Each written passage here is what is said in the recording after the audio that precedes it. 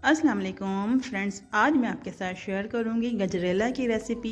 बहुत सिंपल सी रेसिपी है और 15 मिनट में बनकर तैयार होगी। गजरेला बनाने के लिए एक पैन में मैं डालूंगी देसी घी 1/4 कप। घी को गर्म करने के बाद इलायची डालेंगे 4 से 5 अदद। इलायची को थोड़ा सा सौते करेंगे घी में और 1 कप डाल देंगे गाजर कद्दूकश की हुई।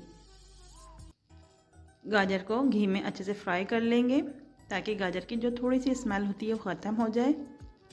अब हम डाल देंगे इसमें काजू जितनी मर्ज़ी आपको डालना है आप डाल सकते हैं, और काजू के साथ आप बादाम और पिस्तों का भी इस्तेमाल कर सकते हैं। काजू डालने के बाद मैं इसमें डाल लूँगी 1 लीटर दूध। मैंने भैंस के दूध का इस्तेमाल किया है, आप टेट्रा पैक का दूध भी इस्तेमाल कर सकते हैं। चावल मैं आपको दिखा देती हूँ। मैंने चावल लिए थे 1 बड़ा खाने का चमचा, और इसे मैंने अच्छे से वॉश करके भिगो दिया चावलों को। 1 लीटर दूध में 1 टेबल स्पून के बराबर ही चावल का इस्तेमाल होगा। ज़्यादा चावलों का इस्तेमाल नहीं करना, अगर ज़्यादा चावलों का इस्तेमाल करेंगे तो गजरेला बहुत ज़्यादा गाढ़ा हो जाएगा। मीडियम फ्लेम पर मैं पका रही हूँ गजरेला को, और हर थोड़ी देर में इसमें हमने चमचा भी चलाना है।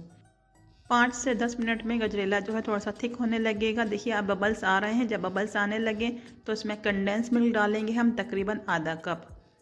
कंडेंस मिल्क की जगह आप चीनी का इस्तेमाल भी कर सकते हैं, और कंडेंस मिल्क डालने के बाद इसका थोड़ा सा कलर क्रीमी सा हो जाएगा और थोड़ा सा थिक भी नज़र आने लगेगा। कंडेंस मिल्क डालने के बाद इसे हम तकरीबन 5 मिनट के लिए और पकाएंगे, और इसकी जो कंसिस्टेंसी है गजरेला की वो ज़्यादा थिक नहीं रखनी पकाते वक्त, क्योंकि जब गजरेला को हम ठंडा करेंगे तो काफ़ी थिक हो जाएगा। तो ये देखिए इसमें मलाई भी ऊपर आ चुकी है गजरेला में। बस इस कंसिस्टेंसी में हमने गजरेला को डिश आउट कर लेना है।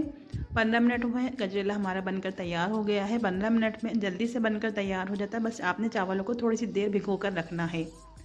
चलिए जी, मैं इसे डिश आउट करके दिखा रही हूँ आपको। गरम गरम गजरेला मैं डिश आउट कर रही हूँ। आप चाहें तो गजरेला को गरम गरम सर्व करें, सर्दियों में काफ़ी मज़ेदार लगेगा गरम गरम गजरेला। और अगर आप चाहें तो इसे ठंडा करके भी सर्व कर सकते हैं। बादाम पिस्ता से मैं इसे गार्निश करूंगी गजरेला को, और अगर आप चाहें तो पकाते वक्त बादाम पिस्ता कट करके गजरेला में डाल सकते हैं। डिश आउट करने के बाद गजरेला काफ़ी थिक हो जाएगा। तो फिर मिलते हैं नेक्स्ट वीडियो में।